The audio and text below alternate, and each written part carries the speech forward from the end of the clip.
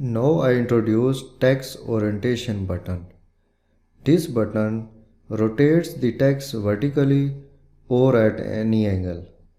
By using this option, you can save space within cells. So click cell G6. In Home tab, Alignment Group, click Orientation button. You have many options here. Click Rotate Text Up button.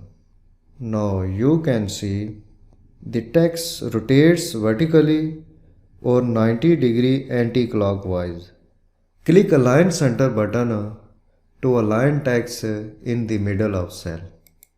Similarly, activate cell G6. In Home tab, Alignment Group, click Orientation button. From the list, click Rotate Text Up.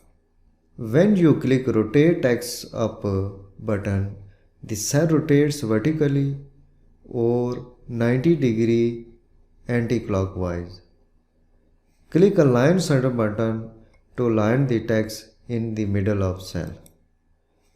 In this way, you can rotate the text vertically or at any angle.